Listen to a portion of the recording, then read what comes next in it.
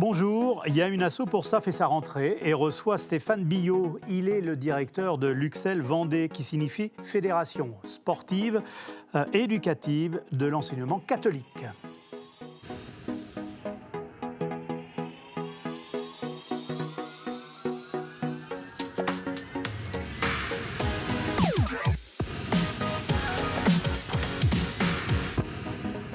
Le sport à l'école est un enjeu de santé publique. Dès le plus jeune âge, il est important d'approcher l'activité physique pour découvrir les bienfaits de la pratique sportive pour la santé. Apprendre à nager, à courir, à savoir faire du vélo, à pratiquer un sport collectif de façon presque autonome, sont des bases importantes aidant à la construction de chacune et chacun. L'école a donc un rôle important dans ces apprentissages. Faire du sport à l'école est une priorité et ce n'est pas Stéphane Billot qui va nous contredire. Il est le directeur de l'UXEL Vendée. Stéphane Billot, bonjour. Bonjour.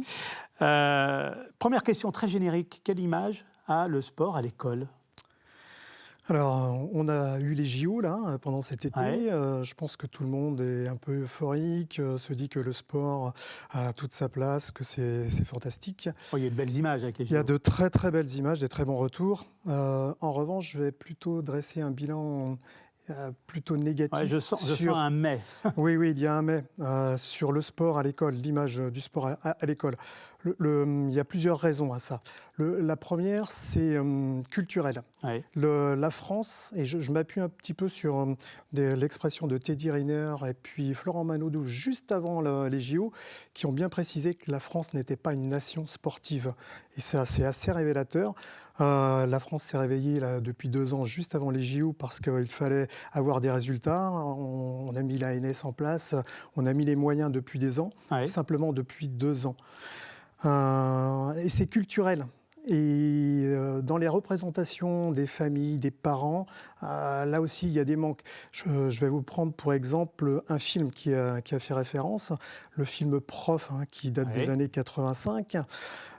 Si on se souvient bien, le prof de PS, c'est une caricature, Ouais. vraiment une caricature. On le voit Et faire cette une caricature séance. est vraie encore aujourd'hui ? Est-ce que le sport est placé au centre d'un projet éducatif ? Alors, ça perdure. Justement, dans les représentations du sport à l'école, le sport, c'est le parent pauvre, c'est la discipline, c'est le parent pauvre de l'éducation. Je vais essayer de détailler au niveau du premier degré. Normalement, au niveau du premier degré, les profs des écoles doivent faire 3 heures de PS par semaine. Ouais. On sait très bien qu'ils ne le font pas. On est plus sur la Et pourquoi demi-heure. ils le font pas ? Pour différentes raisons, ils n'ont pas le temps. Ils privilégient justement le français, enfin les matières dites nobles, le Ouais. français, les maths. Et s'il reste du temps s'il reste du temps, ils vont faire de l'EPS. Mais l'EPS passe vraiment en dernier. Et il y a un autre petit critère, on en reparlera peut-être tout à l'heure, c'est la formation. La formation. On peut en parler. Ils sont formés justement pour, Alors, enseigner les profs, le sport. les profs des écoles, sur leur cursus, sur leurs deux dernières années, n'ont que 18 heures de formation par rapport à cette discipline qu'est le PS. Si ces profs des écoles n'ont pas une fibre un petit peu sportive, c'est évident que cette discipline passe au second plan.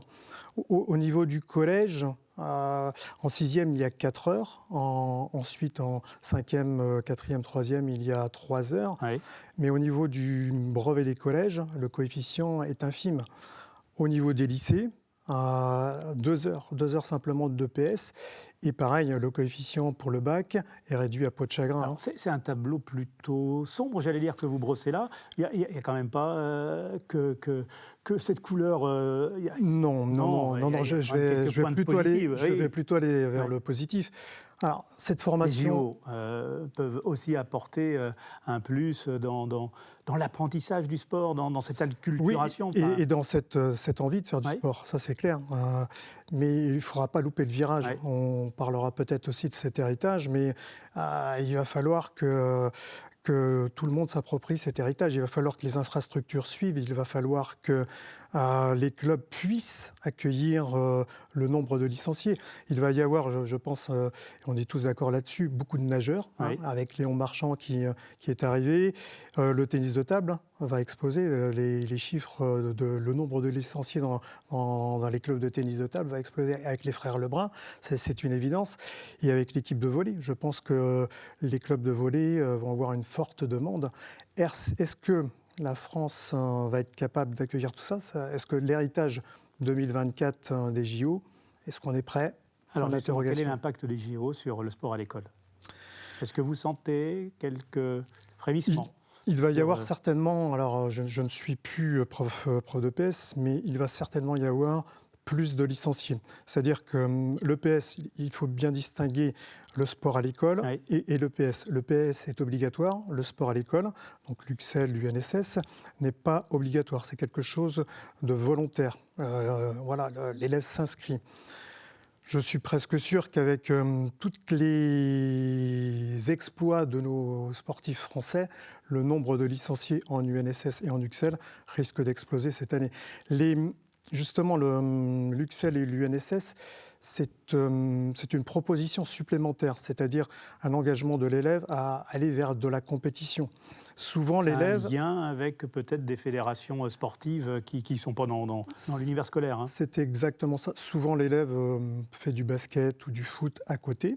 Voilà. Et l'UNSS et l'UXEL permettent à cet élève-là de découvrir d'autres activités par le biais de la compétition. Je vais prendre quelques exemples. Le cross, beaucoup d'élèves découvrent le cross par le biais des compétitions UXEL. Et généralement, il y a des recruteurs de clubs qui arrivent, qui viennent discuter avec nous. Ça se passe toujours très très bien. Mais par le biais justement de l'UXEL, ils vont vers des clubs. C'est 800 000 jeunes qui sont adhérents à la fédération UXEL. Tout sur à fait. un volume, un total de 2,7 millions de sportifs scolaires, de licenciés dans l'univers scolaire, si on ajoute les fédérations UNSS et UCEP. À quoi servent ces fédérations?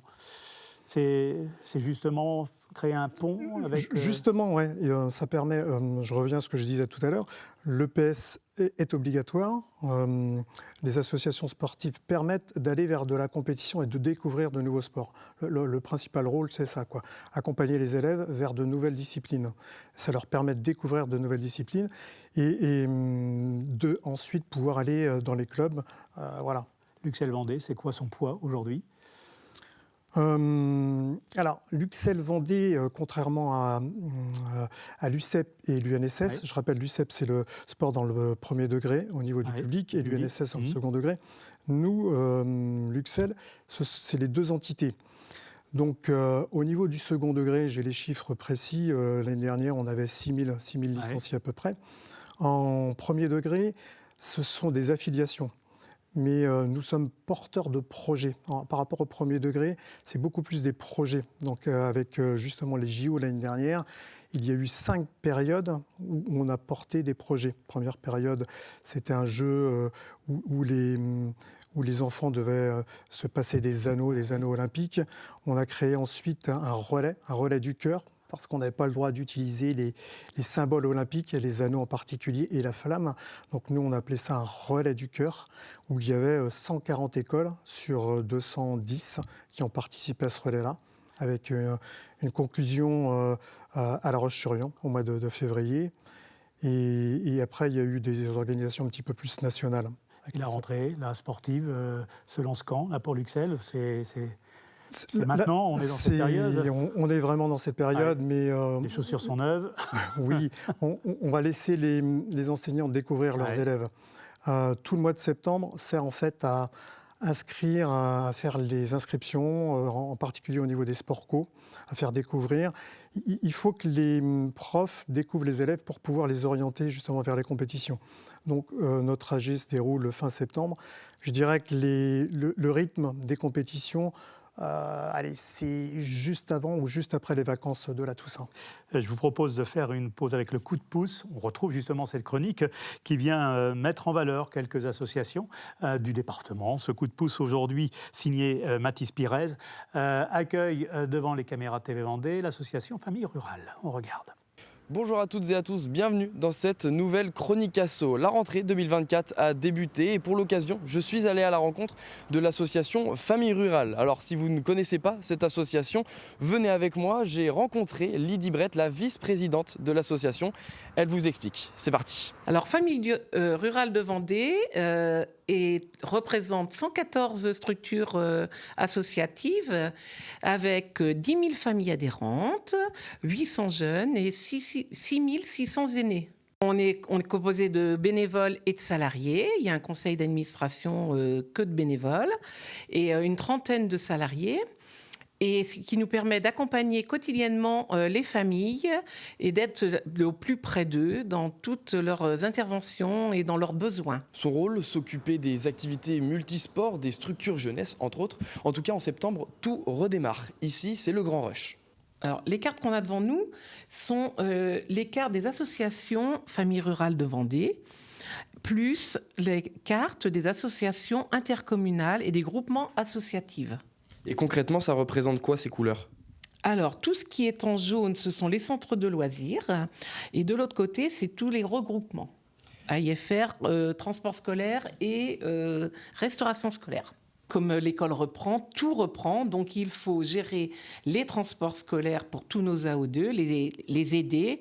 La fédération a un rôle d'aide et de proximité pour toutes nos associations. Donc, il faut être présent.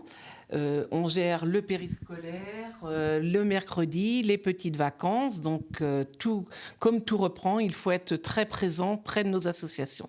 Alors forcément, qui dit beaucoup de travail, dit besoin de bras. Et l'association Famille Rurale recherche des bénévoles pour cette rentrée 2024. Avec la rentrée scolaire, toutes nos activités reprennent.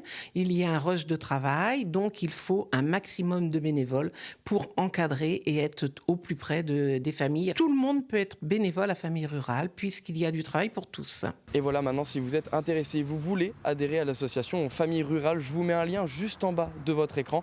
La Chronique Asso est maintenant terminée. On se retrouve la semaine prochaine.